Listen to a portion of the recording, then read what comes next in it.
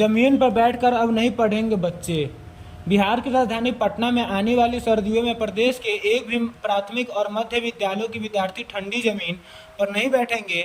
वहीं शिक्षा विभाग के उपर मुख्य सचिव के पाठक ने सभी जिलों के डीएम को पत्र लिखकर आग्रह किया है कि माध्यमिक स्कूलों में जमा करोड़ों की राशि से उनके पोषक क्षेत्रों के दायरे में आने वाले नज़दीकी प्रारंभिक स्कूलों के बच्चों को बैठने के लिए ज़रूरी फर्नीचर खरीदे जाए। जी, अगर किसी माध्यमिक स्कूल में राशि कम है तो उन प्रारंभिक स्कूलों में बच्चों को बैठने के लिए कम से कम दरिया खरीद कर जरूर दी जाए।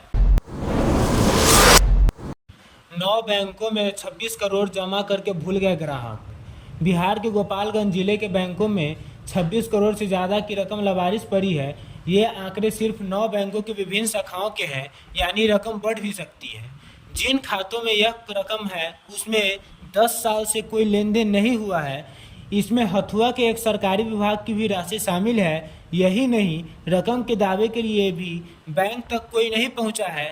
बैंक अधिकारियों का कहना है कि बैंकों की ओर से और जानकारी तैयार किया जा रहा है। गया एयरपोर्ट से इस दिन होंगी अंतर्राष्ट्रीय उड़ानें। बिहार के बोध गया में पर्यटन सीजन की शुरुआत हो चुकी है। ऐसे में अब विभिन्न देशों से गया एयरपोर्ट तक सीधी फ्लाइट सेवा शुरू की जा रही है। यह सेवा गया एयरपोर्ट से थाईलैंड, म्यांमार व भूटान के लिए शुरू होगी। इसी क्रम में 14 अक्टूबर को म्यांमार के यंगून से बौद्ध श्रद्धालुओं व पर्यटकों को लेकर पहला यात्री विमान गया एयरपोर्ट आएगा। इसके बाद मार्च तक इंटरनेशनल विमानों की आवाजाही का सिलसिला जारी रहेगा और इसके माध्यम से विदेशी श्रद्धालुओं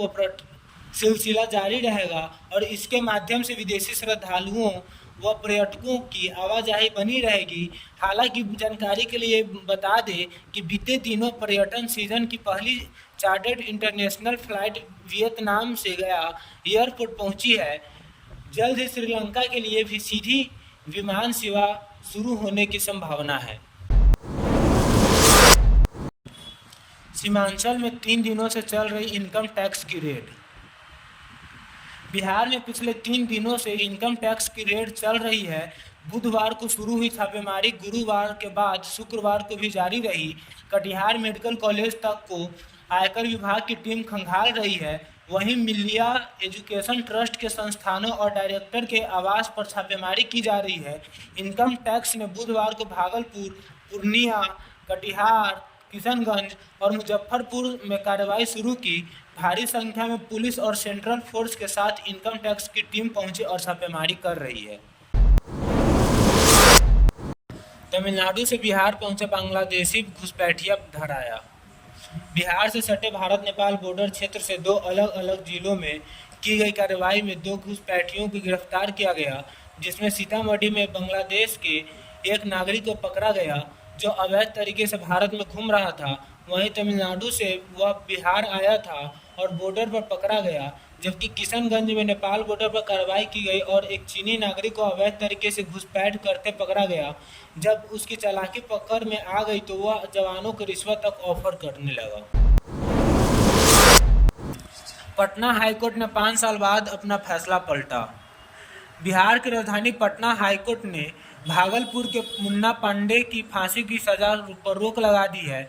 कथित तौर पर 11 साल की बच्ची के दुष्कर्म और हत्या के आरोप में मुन्ना पांडे को फांसी की सजा दी गई थी।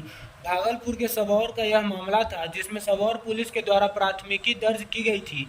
भागलपुर की अदालत में इस मामले की पहली सुनवाई की गई और आरोपित मुन्ना पांडे को दोषी करार देते हुए फांसी की सजा सुना दी गई थी। उसके बाद इस फैसले को पटना हाईकोर्ट में चैलेंज किया गया था, लेकिन मुन्ना पांडे की फांसी की सजा को बरकरार रखा गया। मामला यहां से आगे सुप्रीम कोर्ट तक पहुंचा और सर्वोच्च न्यायालय के हस्तक्षेप के बाद पटना हाईकोर्ट ने मामले की सुनवाई करते हुए मुन्ना पांडे को बेकसूर बताया और उसे रिहा किया गया। शादीशुदा महिला को जबरन ले जा रहा दरोगा गिरफ्तार। बिहार की राजधानी पटना में पटना के एक दरोगा को उसकी घिनौनी हरकत सामने आने के बाद गिरफ्तार कर लिया गया और उसे जेल भेज दिया गया है। दुल्हिन बाजार थाना में तैनात एक दरोगा को लोगों ने एक विवाहित को जबरन बाइक पर बैठाकर ले जाते देख पकड़ पुलिस को सौंप दिया। महिला ने उसके ऊपर गंभीर आरोप लगाए। उसने बताया कि दरोगा उसे जबरन लेकर जा रहा है और उसे साथ नहीं देने पर हत्या तक की धमकी दे चुका है।